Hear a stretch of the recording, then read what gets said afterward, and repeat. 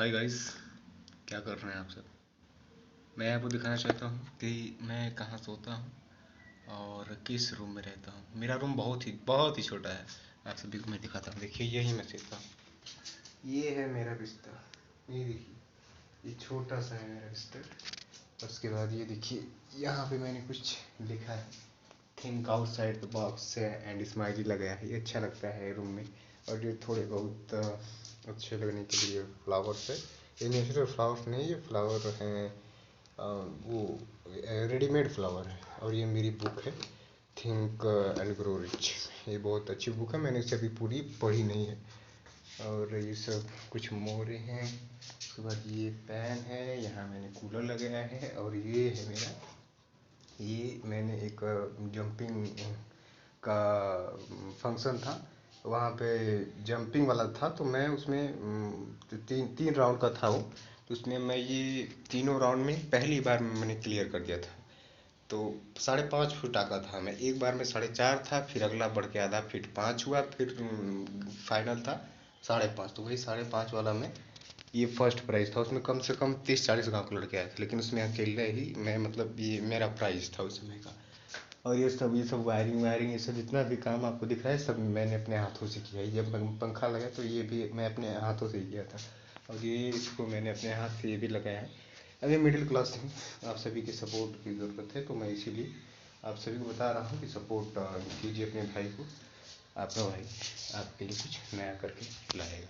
तो यही चीज़ था, और ज़्यादा कुछ नहीं था। और ये जो मैंने बुक आपको दिखाई थी, थिंक एंड ग्रो रिच, ये बुक काफ़ी अच्छी बुक है, बहुत ही अच्छी बुक है। अभी मैंने चैप्टर क्लियर किया है, तो इस चैप्टर में ये बताते हैं। मैं थोड़ा इस बुक पे भी चर्चा कर लेता हूँ। इस बुक में, इस चैप्टर में सबसे इम्पोर्टेंट बात मुझे लगती है कि सबसे पहले हमें खुद पे विश्वास करना चाहिए। खुद पर सेल्फ रियलाइजेशन, मतलब खुद के विश्वास करना चाहिए, खुद पे भरोसा रखना चाहिए। और खुद की इज्जत खुद से करनी चाहिए, क्योंकि जब आप अपनी इज्जत स्वयं नहीं करेंगे तो दुनिया आपकी क्या इज्जत करेगी। इस बुक में यही सब बताया गया है। और मुख्य चीज़ ये बताया गया है कि अपने मस्तिष्क को अच्छी चीज़ें बोलें। मस्तिष्क को अच्छी चीज़ें का मतलब ये है कि अपने मस्तिष्क को एक पॉजिटिविटी के साथ धोखा दें। अपने मस्तिष्क को ये कहें कि हाँ, बहुत बड़ा आदमी हूँ मैं, करोड़पति हूँ इस समय में। मतलब ये, इसका कहने का मतलब ये है कि अब अभी आप इस टाइम में फील कीजिए कि आप इस समय करोड़पति हैं। तो आप इस समय अगर करोड़पति हैं तो आपकी थिंकिंग क्या होगी? आपकी थिंकिंग लो नहीं होगी, जब होगी तब बड़ी थिंकिंग होगी आपकी। तो यही कुछ इसमें पॉइंट है। आप इसे पढ़ेंगे तो अच्छी तरीके से इसमें का पॉइंट क्लियर होगा। और इसमें एक सबसे जो फेमस पार्ट है, एक महात्मा गांधी जी का कोट है, 2 लाइनें वो कहे थे आज़ादी के समय। उन्होंने कहा था कि करो या मरो।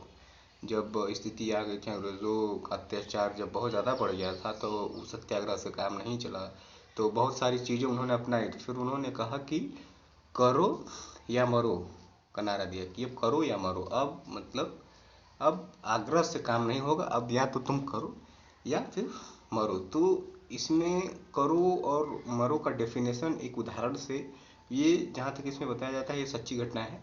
इसमें बताया जाता है कि एक राजा था। करो और मरो वाली सिचुएशन इसमें भी आएगी। एक राजा था जिसकी सेना बहुत कम थी, बहुत कम थी। उसकी सेना लगभग मतलब जितनी भी सेना थी, कम सेना थी उसकी। विपक्षी जितनी सेनाएं विपक्षी के पास थी, उससे कम सेना इनके पास थी।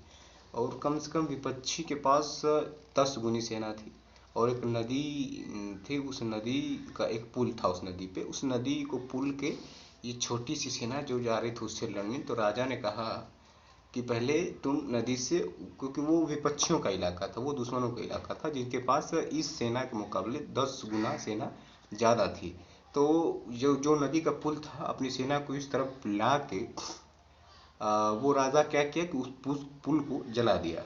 उसने कहा कि अब हमारे पास कोई रास्ता नहीं, अब हमारे पास रास्ता यही है कि या तो ये जो हमसे बड़ी सेना है, इसे मार के यहाँ से वापस घर जाओ, या तो फिर मर जाओ। सब मिला की स्थिति वही आ गई कि करो या मरो। उसने पुल को जला दिया, जो नदी वाला पुल था उसे वो आग लगा के तबाह कर दिया। अब सबके अंदर ये होता है। जब स्थिति, मैं एकदम गोल्डन लाइन बोल रहा हूँ, कि जब स्थिति करो या मरो वाली हो जाती है तो अक्सर सफलता हाथ लगती है। अक्सर इंसान वो कर देता है जो ज़िंदगी में कभी नहीं उसने किया होता है, क्योंकि उसके पास डेडलाइन आ जाती है कि अब करना है तभी जीना है, करो या मरो वाली स्थिति आ जाती है। तो वही वो राजा गया, इसी बुक में है, थिंक एंड ग्रो रिच में, जो इसका हिंदी में कन्वर्ट करेंगे तो सोचिए और अमीर बनिए, इसका टाइटल बनेगा। तो इसमें वही जाते हैं सब, पुल गिर जाता है, फिर उसी तरफ विपक्षियों से लड़ते हैं, दुश्मनों से, और आप जान के आश्चर्य हो जाएंगे कि इन्हें जीत हासिल हो जाती है। ये जीत जाते हैं वहाँ पे, वो जीत जाते हैं, क्योंकि इन्हें मतलब इनकी डेड लाइन थी ना, करो या मरो। और उन्हें क्या था कि ऐसा कुछ जज्बा नहीं था इन सभी का, क्या है कि एक आदमी 10 आदमी को मारता था, इतना मतलब इन लोगों में था जोश।